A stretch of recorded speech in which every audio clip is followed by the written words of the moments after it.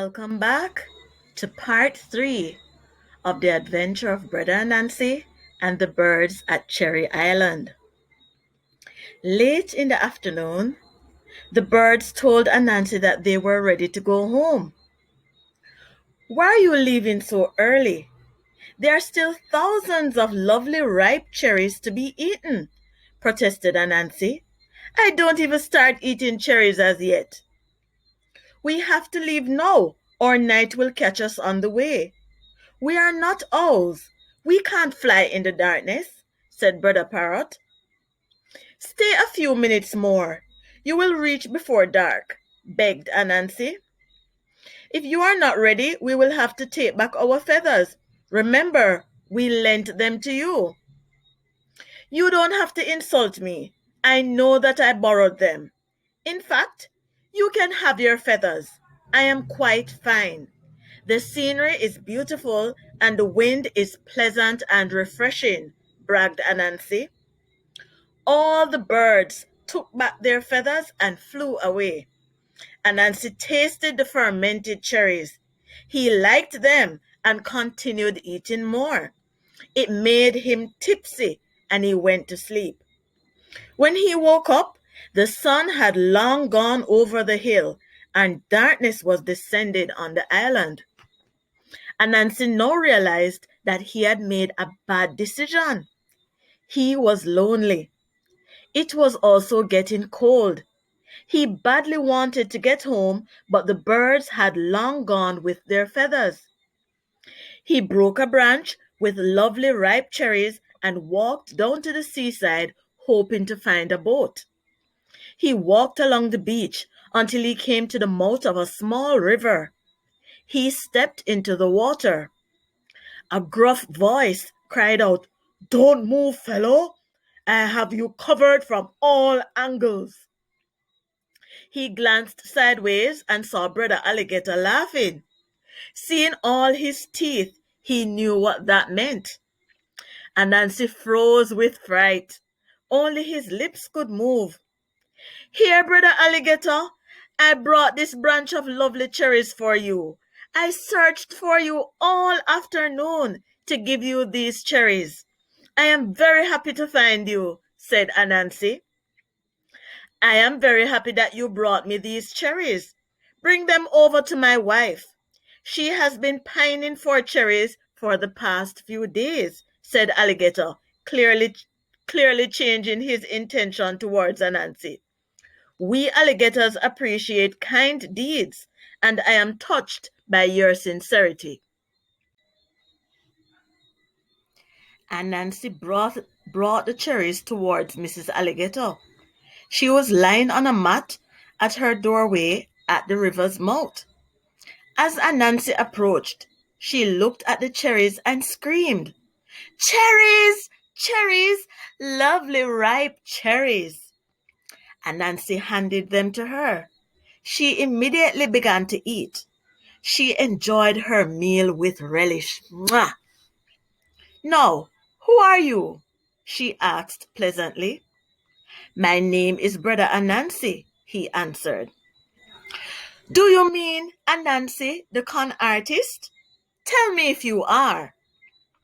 Are you the person who goes around and jingles people?" frowned Mrs. Alligator. "Oh no, not me," cried Anancy, surprised that his name was known across the sea. "Perhaps I had the wrong name," responded Mrs. Alligator. "Where are you from?" she inquired. "I am from the big island across the sea. I came here with the birds to feast on cherries. They lent me some feathers and helped me to fly." "I hope I have the wrong name," interjected Mrs. Alligator doubtfully. "I ate some stale cherries, which made me tipsy. I went into a doze. When I woke up, the birds plucked off all their feathers and flew away. Now I am stranded on this island.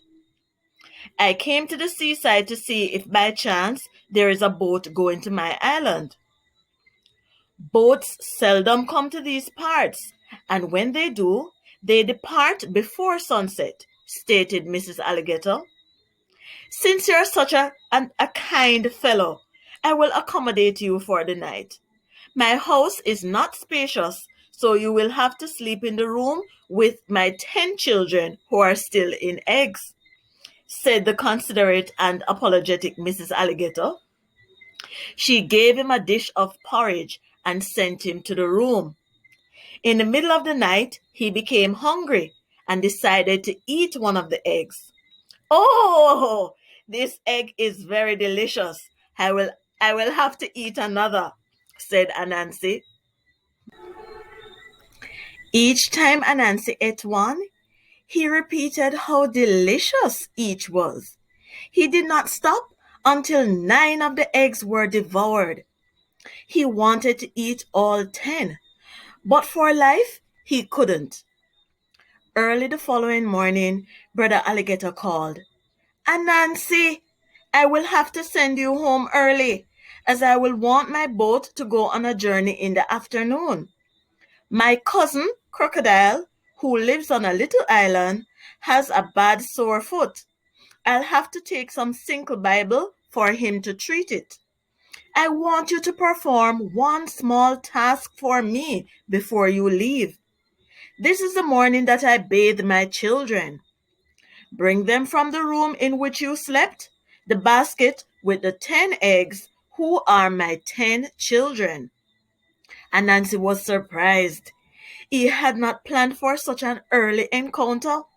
He had to think quickly. "Yes, Brother Alligator," replied Anansi, "but I prefer to carry the eggs one by one. If I fall with 10 eggs, all 10 will be lost. If I fall with one egg, the loss will be much smaller." "That is too many trips for you, Anansi. You may carry 2 eggs to me each time. That will cut your journey by half," advised Alligator. "You have been so kind to me, Brother Alligator. I don't mind taking special care in what I do for you. Don't worry. I am a grateful person. I will give you that and any other help you need," offered Anansi, looking very sincere. "If it suits you, do as you please. Do as you please," relented Brother Alligator. Anansi brought the egg to Alligator. He carefully washed it and gave Anansi to take back. As he was out of Alligator's sight, he rubbed dirt on the egg and took it back to Alligator. He washed it again and gave it to Anansi. 10 times Anansi brought the same egg to Alligator. "I am very pleased with you, Anansi. You have safely carried my 10 eggs without a single crack on any of them. I am going to use my own boat to take you home. I must call up my 2 oarsmen to row the boat." "Brother Shrimp!" he grated from deep in his throat. "Yes, sir!" came a squeaky voice from under a boulder. The little fellow came scampering up to Alligator. "Brother Crab!" he bellowed repeatedly but got no answer. "It seems as if he is far away," observed Anansi with great anxiety.